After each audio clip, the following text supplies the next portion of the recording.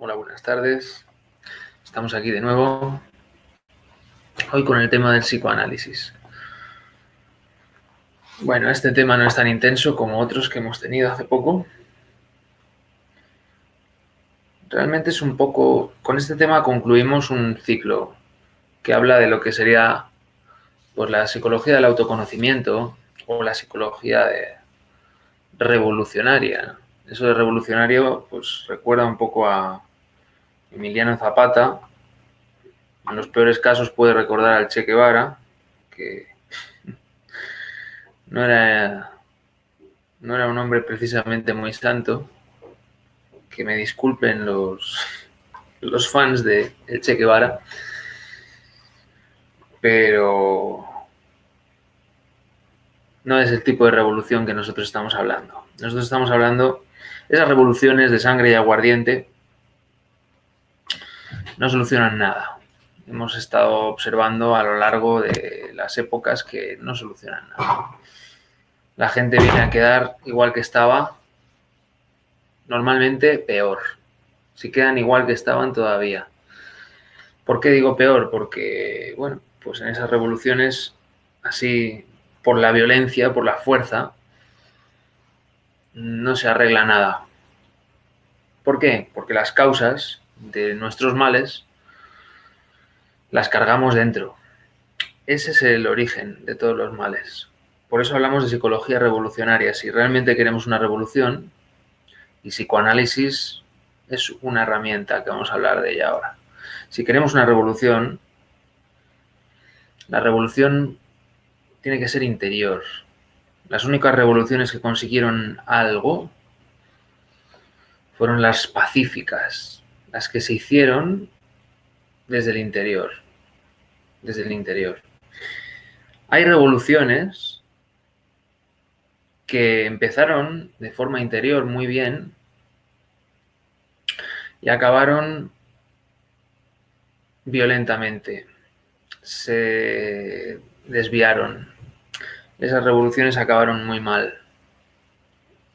Cuando empezamos bien y acabamos mal, el resultado es mal. Si empezamos mal, el resultado también es mal. Cuando quiero decir mal, quiero decir muerte, situaciones iguales o peores, normalmente peores, porque suele haber posguerras, suele haber carencia de alimentos, suele haber situaciones de esclavitud, situaciones de pérdidas de derechos,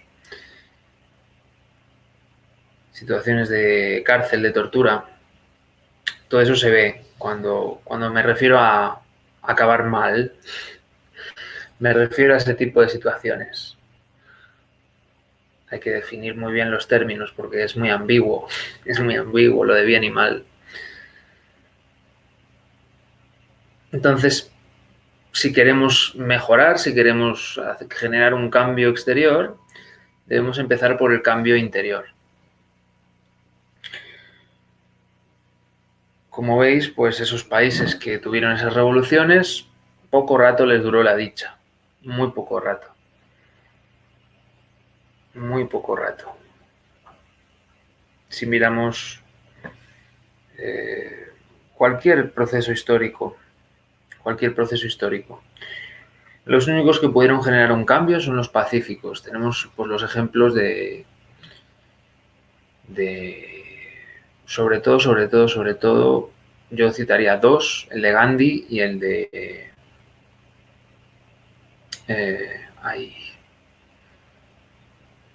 este hombre que defendía a los negros afroamericanos en América.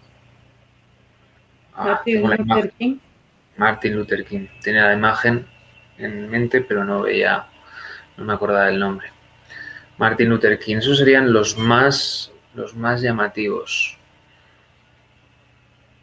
El de Nelson Mandela empezó bien, al final no se sabe qué pasó. Al final parece que cambió mucho su política. La historia de Nelson Mandela, bueno, parece como que se hubiera modificado. Es una cosa un poco rara. De ahí se sacó algo que se llamaba el efecto Mandela, que es que tú creías que algo era de una forma y luego resulta que que encuentras datos históricos que dicen que fue otra y no se sabe muy bien, ¿no? Bueno, pues vamos a dejarlo ahí, ¿no? El tema histórico. Y vamos a centrarnos en cómo podemos hacer para que esa psicología revolucionaria tenga éxito. Y vamos a cerrar un poco el ciclo de todas estas conferencias, estos temas que hemos hablado sobre psicología revolucionaria, filosofía gnóstica también. ¿Aquí qué tenemos? Aquí tenemos, lo dejamos ayer en un punto interesante que era el de las imágenes mentales. Ayer, quiero decir la semana pasada, el tema pasado. Esas imágenes mentales son creaciones. Nosotros, en base a un suceso, creamos una imagen mental, una efigie mental. Es lo mismo, imagen que efigie. Y esa efigie o esa imagen es una conceptualización en 3 dimensiones que nosotros creamos dentro nuestro. Y lo hacemos en el plano mental. Puede ser dentro y puede ser incluso fuera. Esas efigies pueden llegar a coger tanta fuerza que existe el caso de una historiadora que se llamaba Alexandra David Neal, europea, creo que era de origen francés. Yo por allá leí un libro una vez de ella, que se llamaba Magos y Místicos del Tíbet. Se dedicó a ir por Tíbet y por, bueno, Asia, India, sobre todo Tíbet, le gustaba mucho. China, bueno, ella estuvo incluso en pleno conflicto de invasión china de Tíbet. Y explica que, bueno, hizo una creación mental de un monje, varón, tibetano, y le dio tanta fuerza, que al final el monje, esa imagen, al final se hizo real. El problema fue cuando esa imagen se revolvió contra ella. Al principio la imagen era amistosa, pero se convirtió en su enemiga. Y necesitaron y tuvo que pedir ayuda al resto de monjes para que disolvieran esa imagen mental que ella había creado. Y necesitaron todos los monjes del monasterio se juntaron y necesitaron 6 meses para conseguir disolver esa imagen mental que se había hecho real, se había plasmado como real. Es un poder que tenemos, que bueno, pues como tantos poderes que tenemos, pues o no sabemos que los tenemos o los usamos mal. Y es una fuerza, crear imágenes mentales. Tenemos que aprender, sobre todo aquí ahora mismo, a disolverlas.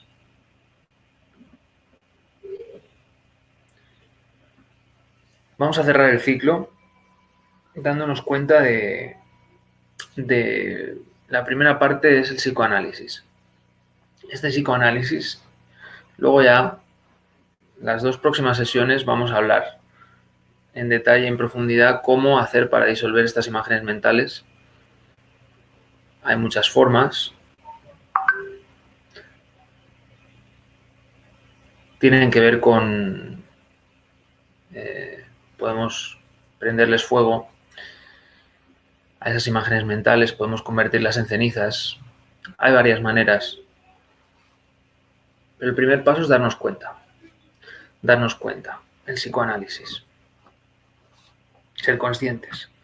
El psicoanálisis es básicamente una didáctica que existe para conocer y eliminar los valores positivos y negativos. ¿Por qué consideramos negativas esas imágenes? Porque hay imágenes mentales que son positivas, que son buenas. Bueno, pues esas las podemos usar un tiempo. Pero también llega un momento que tenemos que disolverlas. ¿Por qué? Porque no son la realidad. Son una entelequia, son una conceptualización, son una efigie que hemos creado de lo que es la realidad. Es como el cuento del... Había en un reino un cartógrafo que hacía mapas. Entonces se propuso hacer un mapa, el mejor mapa, el más preciso de todo el reino. Entonces empezó a hacer el mapa y lo hizo tan bien, y que llegó un punto que al final todo tenía que salir en el mapa. Y si sucedía algo nuevo en el reino que no estaba contemplado en el mapa, pues el cartógrafo decía que no existía. Es interesante cómo de querer hacer una cosa también, al final lo que hacemos es omitir la realidad, dejar de contemplar la realidad, porque la realidad se mueve, la realidad es algo vivo, la realidad es lo misterioso de momento en momento. Y nosotros tenemos muy poca conciencia, vemos como por una rendijita. Si tuviéramos más conciencia, pues podríamos ver la realidad en todo su esplendor. Eso sería con una conciencia absoluta, con la conciencia que tendría el absoluto. Pero no la tenemos y estamos en un cuerpo bastante limitadito, el físico concretamente. ¿Y qué es lo que limita más el cuerpo físico? Bueno, pues estas imágenes. Estas imágenes luego pueden ir cogiendo fuerza y estas imágenes mentales pueden acabar creando, como mínimo, lo que van a hacer es alimentar un ego. Y si proliferan, pueden llegar a crear un ego. Incluso se pueden manifestar fuera, como el caso este de Alexandra de Vinil que os expliqué, con esta creación mental. Ahí se explican muchos fenómenos con la creación de estas imágenes. Bueno, pues tenemos ese detalle, esa herramienta de psicoanálisis que nos permite autoexplorarnos, autoinvestigarnos. Le llamamos psicoanálisis íntimo, porque es el particular, el de cada uno. Aquí no nos interesa psicoanalizar a los demás. Eso está fuera de esta enseñanza.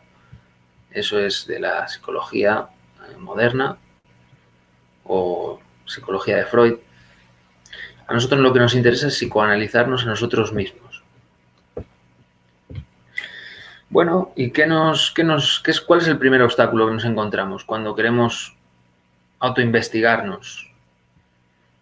Cuando queremos introvertirnos, cuando queremos mirar hacia adentro.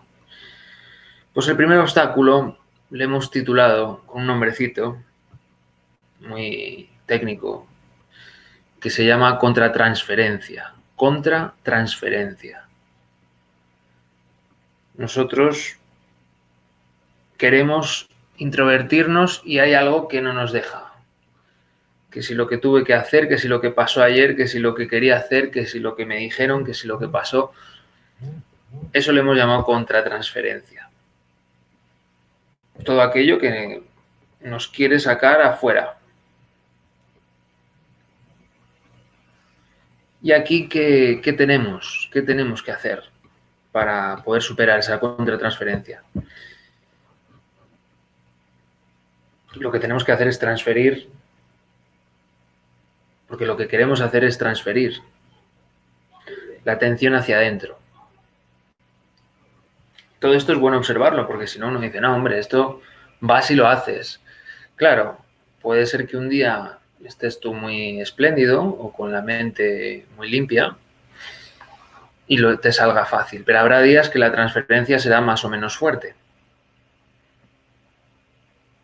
Esa contratransferencia nos interesa acallarla, hacer más atención hacia adentro. Y aquí tenemos dos formas. Una sería el análisis transaccional de las transacciones, que ahora vamos a explicar, Y otro sería lo que hemos llamado el análisis estructural de las estructuras mentales y de conducta que nosotros mismos tenemos, porque estamos hablando de un psicoanálisis íntimo, no estamos hablando del psicoanálisis de nadie. Estas dos formas las vamos a ver ahora por separado. Primero, cuando uno apela al análisis estructural, conoce las estructuras psicológicas. Conociendo cómo funcionamos y vemos que hay todo un orden y un desarrollo de esas estructuras. Primero me enfado, luego me siento triste, luego cansado, decepcionado y luego me dan ganas de comer. Esto sería un ejemplo. ¿Os ha pasado? Puede variar este esquema, pero es una estructura. O, bueno, cuando como, si como mucho, si tengo algún tipo de desequilibrio emocional, como mucho cuando toca comer. Quiero saciar esa hambre y esa sed de justicia con la comida y entonces luego me da sueño. Esto sería otro ejemplo distinto al anterior. Tenemos miles y cientos de ejemplos, podríamos poner, pero bueno, hay unos más básicos, más comunes, pero luego cada uno tenemos nuestro equilibrio, nuestro ejemplo íntimo, ¿no? ¿Qué es lo que hay que psicoanalizar? Análisis estructural. ¿Cómo funciona nuestra estructura mental, emocional, incluso motora? En el motor, ¿os acordáis que hablamos de meter el instintivo, el sexual y el motor? ¿Vale? En el cerebro motor se puede hacer esa división. Instintivo, sexual, motor. ¿Cómo funciona todo eso? ¿Qué análisis estructural nos interesa? Conocer las estructuras psicológicas que hacen imposible la autoobservación. Conocer las estructuras psicológicas que nos ponen esa dificultad, esa contratransferencia que hemos nombrado al principio. Esta palabra es muy técnica, pero está muy bien puesta, porque uno quiere transferir la atención hacia adentro y hay algo que no le deja. Es como un ciclo. Uno a veces quiere hacer una práctica y tiene un tiempo limitado. Incluso el cuerpo biológico tiene un cuerpo limitado. Entonces tienes que aprovechar ese tiempo, porque cuando pase ese tiempo ya no vas a poder hacer la práctica hasta que se complete el otro ciclo. Eso también es una estructura. Tenemos que conocer esas estructuras, también las biológicas, las del cuerpo físico. Hay unas horas que tenemos luz solar y nos da por ganas de estar despiertos. Hay unas horas que tenemos noche, no hay luz y entonces nos da más sueño. En ambas horas existen unas prácticas para hacer. Si quieres avanzar en una práctica, pues tienes que enfocarte en organizar todo, analizar todas las estructuras, incluso las estructuras externas, que esas son las transaccionales. Bueno, las estructuras externas realmente no lo he dicho bien. No se podía llamar transaccionales, las estructuras externas. Lo externo tiene que ver con lo interno. Si es que siempre viene un familiar o alguien a requerirnos o a pedirnos atención en un determinado momento, pues también es un ciclo. Tenemos que ver ahí cómo actuamos nosotros, cómo lo gestionamos para disponer del espacio para poder para poder permanecer en esa atención, porque es algo que podemos hacer en cualquier momento, en cualquier lugar. Entonces hay que analizar esas estructuras internas, incluso dentro de los acontecimientos con los demás. Eso es importante. Y luego está la parte transaccional. Hay una transacción, igual que hacemos transacciones bancarias o comerciales o de cualquier tipo, hay una transacción psicológica. Esos diversos elementos psíquicos que cargamos dentro nuestro, pues también hacen sus transacciones entre ellos. Hay intercambios, hay luchas. Si observamos estos egos que de repente toman el poder de nosotros a través de una emoción, a través de un pensamiento, a través de una necesidad de movernos, esos egos tienen intercambios entre ellos. De repente cambia uno por otro. Ahí podemos observar su mecanismo. De hecho, se enlazan. Lo que os he explicado al principio, la estructura, lo he puesto como estructura, ¿no? El primer ejemplo que he puesto. He dicho, primero me enfado, luego me da tristeza, luego me da cansancio y luego me da gula. ¿Os dais cuenta? Hay una sucesión de egos en realidad. Eso es una estructura, pero ahí, si lo observamos desde el análisis transaccional, también hay una transacción, hay un intercambio. Un ego quiere, aprovecha la situación para saltar, el de la ira. Luego el de la ira le da el testigo al de la tristeza. Es que es un ciclo que yo en mí lo he observado bastante.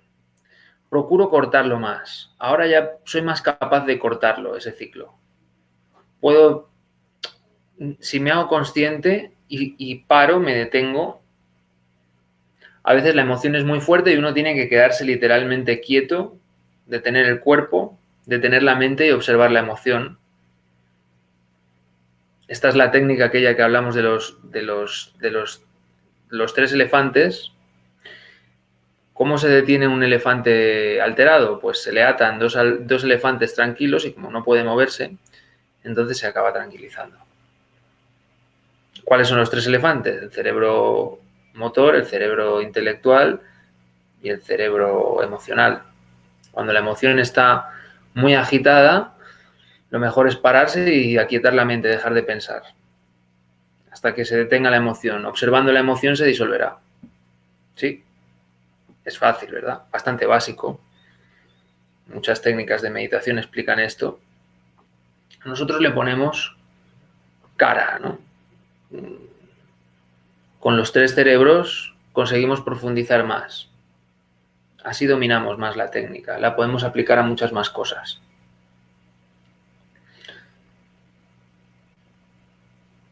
Aquí hay unas transacciones. El del enfado, si le dejas, si le das rienda suelta, altera el cerebro motor, altera el cerebro intelectual, agota la energía emocional, luego pasa la tristeza, le pasa el testigo al ego de la tristeza o de la frustración por haberse enfadado. Luego le pasa el testigo al cansancio, a la pereza, porque ha consumido mucha energía. Esos 2 egos han consumido mucha energía. Entonces llega la pereza. Ahora me toca a mí. Y estoy cansado. Ya no puedo hacer nada, ya no puedo trabajar.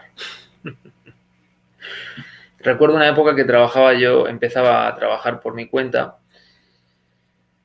y los egos me la jugaban a cada instante. Yo era realmente una absoluta marioneta de mis propios egos. Bueno, ahora un poco menos. No es que lo haya dejado de ser del todo, pero un poco menos, un poco menos. De repente, si les veo, les corto. Digo, no, ya, hasta aquí. Ahora tú ya hiciste todo lo que tenías que hacer. Porque si les dejo, luego pasa eso, ¿no? Luego, después del de la pereza, tengo hambre. la gula. Toda la frustración la pago comiendo de más. ¿Entendéis cómo funciona, no? Lo podéis ver. Esto es un ejemplo para que vosotros luego lo investiguéis en vosotros, para que veáis la parte de estructuras, cómo funciona el mecanismo psicológico, y la parte de las transacciones, cómo se producen los intercambios. En el momento en que tú cortas el intercambio ya no hay más. Claro, si yo hago un intercambio, yo le doy dinero al que me vende el pan, el que me vende el pan compra la harina, el que compra la harina, el que hace la harina, se la vende al granjero, el granjero pues también tiene una casa o compra otros servicios que resulta que yo le doy. Si yo corto ese círculo pues no tiene nada de negativo. Pero si lo hablamos en cuanto a el ego que me roba mi energía, determinado ego me roba mi energía. Y luego con esa energía él la ha transformado y se la da a otro ego que le sirve de alimento. Y ese ego también la vuelve a transformar y se la da a otro ego que le sirve de alimento. Y así todo el mundo va alimentándose, todo el mundo que llevamos dentro, todos esos personajes que llevamos dentro, se van alimentando de nuestro propio ego. De nuestro propio ego, de nuestra propia energía. Nuestro propio ego se alimenta de nuestra propia energía. ¿Y esa energía para quién era? Si no era para el ego, ¿para quién era? Porque hay gente que dirá, bueno, pero es que la vida es así. La vida no es así. Esa energía era para nuestro ser, era para nuestro real ser. Esa energía era para nuestra alma. Y se la está comiendo el ego. El ego es el ladrón. Pero claro, es que nosotros le hemos dado.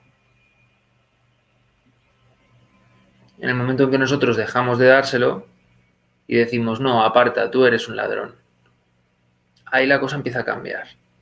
Pero hay que identificar quién es el ladrón dentro nuestro y quién es el dueño legítimo dentro nuestro. Bien. Para esto necesitamos sinceridad. Las personas normalmente no somos sinceras. No somos sinceras con nosotros mismos porque cualquiera que sea sincero o que haya sido sincero consigo mismo se habrá sentido avergonzado. Cuando somos sinceros con nosotros mismos nos damos cuenta que no somos nadie, que tenemos mucho por hacer, que no tenemos un centro permanente de conciencia. Lo que hay que desarrollar es ese centro permanente de conciencia, como le llamaba Franco Battiato, aquel cantante italiano, decía, busca un centro de gravedad permanente. No sé si escuchasteis esa canción. Hablaba de lo mismo.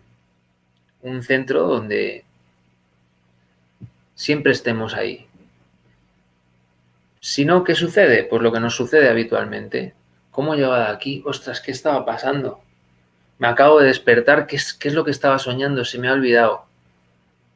¿Qué estaba yo haciendo? Pero si me estaba dejando llevar. Y eso nos pasa tanto dormidos como despiertos. ¿Por qué? Porque siempre estamos más o menos dormidos.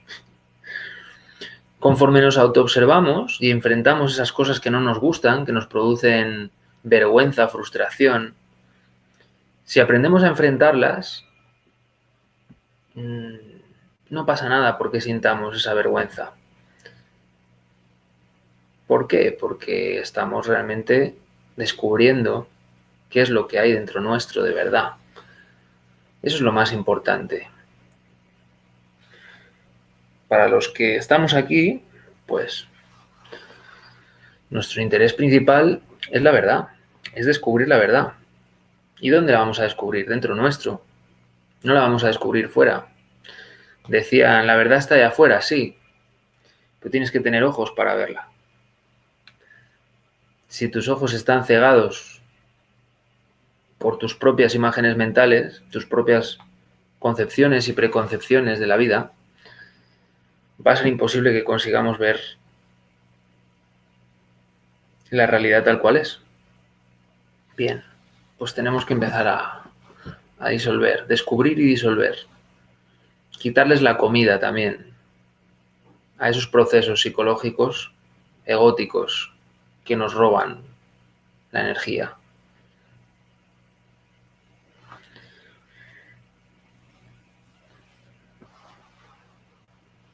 Eso es importante.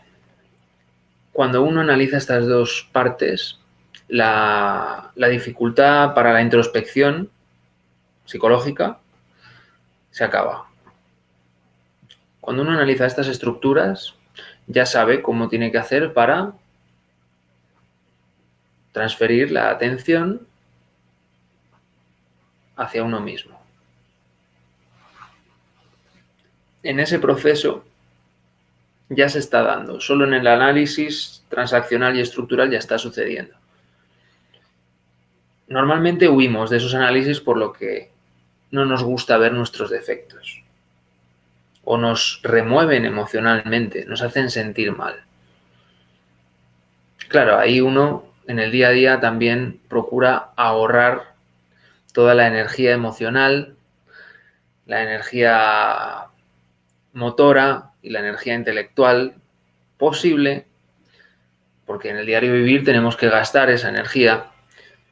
A veces igual necesitamos hablar con gente o se dan situaciones que son densas emocionalmente. A veces tenemos que pensar cosas para conseguir ganarnos la vida o trabajar, hacer un esfuerzo físico para conseguir también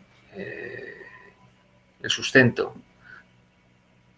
Pero si tratamos de ahorrar esas energías, sobre todo la emocional, en realidad las tres, yo recuerdo veces que llegaba tan agotado físicamente del cerebro motor, llegaba tan agotado a casa que ya no podía hacer ninguna práctica nada más que tumbarme y dormir. Porque bueno, había consumido toda la energía que tenía con el cerebro motor. Eso se va haciendo, porque la vida te va poniendo situaciones agotadoras y tú te vas dando cuenta y dices, bueno, es que esto no puede ser, tengo que buscar otra forma de vivir, otro trabajo. Y lo pides internamente a tu real ser, a tu Dios interno, y la situación se va modificando, se van dando las cosas. Pero claro, hay un primer paso de darse cuenta que uno está en una cárcel psicológica. Conforme vamos descubriendo eso, cuando esa autoexploración se va haciendo plena, cada vez más intensa, esa autoobservación en sí misma es un éxito. Descubrir ese defecto y descubrir esa parte que no nos gusta es un éxito porque el juicio se libera. Uno se da un proceso psicológico que es liberador. Primero nos liberamos del orgullo, lo primero, y de la vanagloria. Porque, claro, cuando descubres tu defecto ya no eres ni tan bueno ni tan guapo como tú creías. Eso es interesante. Y ahí se va liberando un juicio interior. Claro, no hay que culpabilizarse porque eso no sirve. Es otro ego que quiere apropiarse de esa energía, el de la culpabilidad. No te tienes que sentir mal, no, uno se puede sentir culpable, pero vale, pero eso es para hacer un cambio. Es un sentimiento que tiene que ser breve para hacer un cambio, para darse cuenta que por ahí no es. Y esa experiencia ha sido válida porque te ha servido. Si es una experiencia mecánica que se repite, pues ahí, claro, no nos va a servir. Nos va a mantener en un círculo cerrado, en una cárcel psicológica.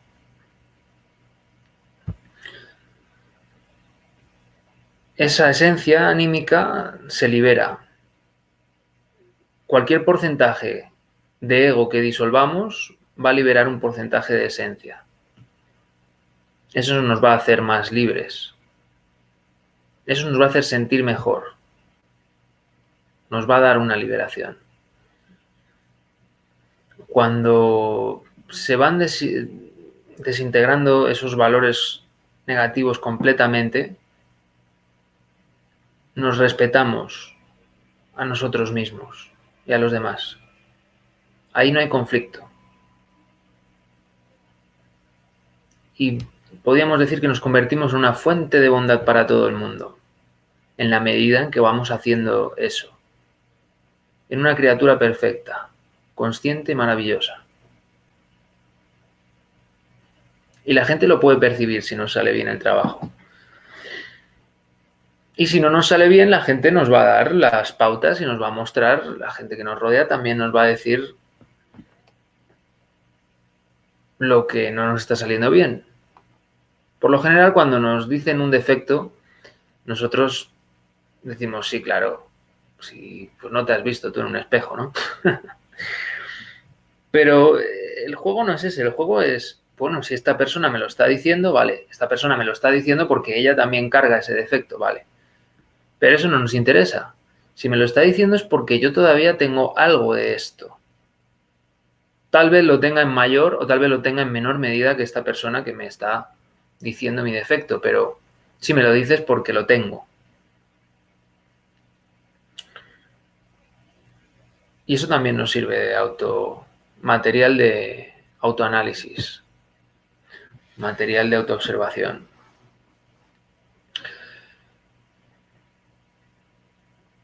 Y bien, para finalizar mi parte, porque ahora yo tengo que concluir, os dejaré con Delia, esa imagen mística de un hombre despierto,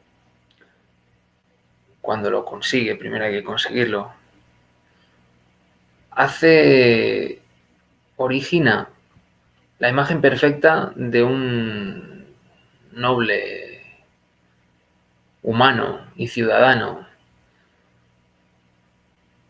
Y eso es benéfico para todo el mundo. Es un eslabón de oro. Sirve como una fuente de dicha para todos los demás, porque muchas veces no se encuentra ese ejemplo. Será lo que se considera alguien iluminado. Ha conseguido hacer dentro suyo la luz en las tinieblas de nuestras propias creaciones. Y esa persona pues gozará de éxtasis continuo y delicioso. Y yo ahora pues os tengo que dejar, os dejaré una práctica también en el grupo para que os tumbéis con los brazos en cruz, abiertos, las piernas también como si fueran una estrella de 5 puntas, y ahí relajados meditéis y os autoobservéis.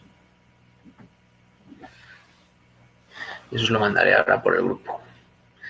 Y bueno, yo ahora me despido, os dejo con Delia. Sí, aquí estoy. Bueno, hasta luego, Gabriel.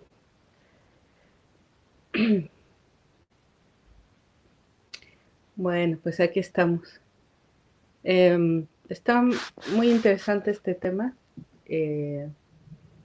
Una de las cosas que tenemos que tomar en cuenta es que cuando hablamos de psicoanálisis, como dice Gabriel, lo repito simplemente para reafirmarlo, no estamos hablando del psicoanálisis freudiano.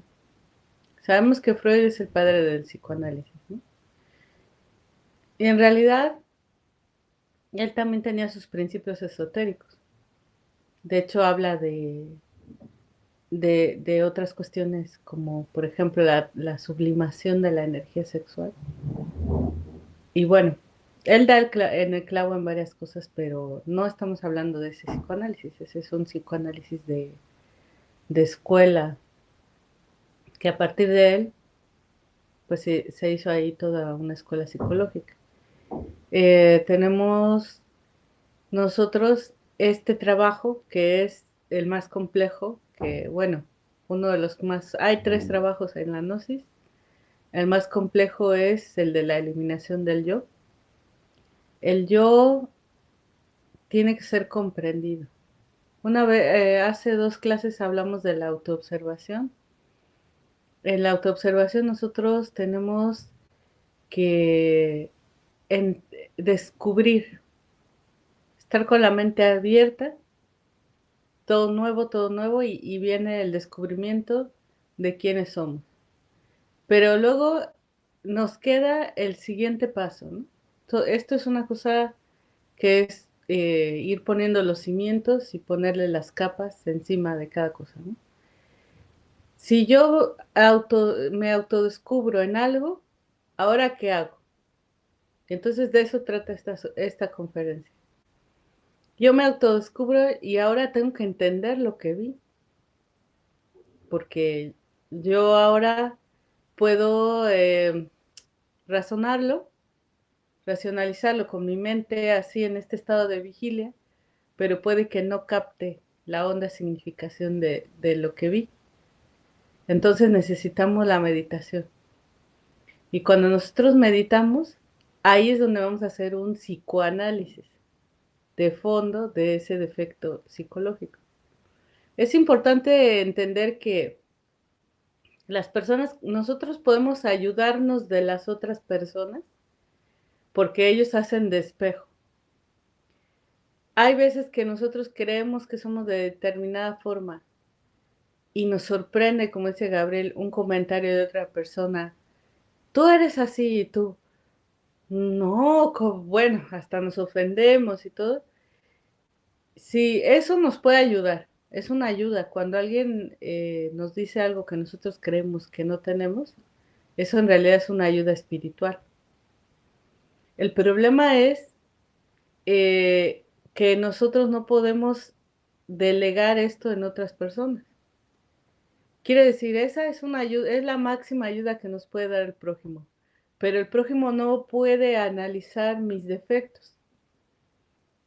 El prójimo puede darme una opinión, un consejo, remitirme a un capítulo de la sabiduría oculta, puede decirme mis defectos de forma cruda, pero con todo eso no voy a hacer nada.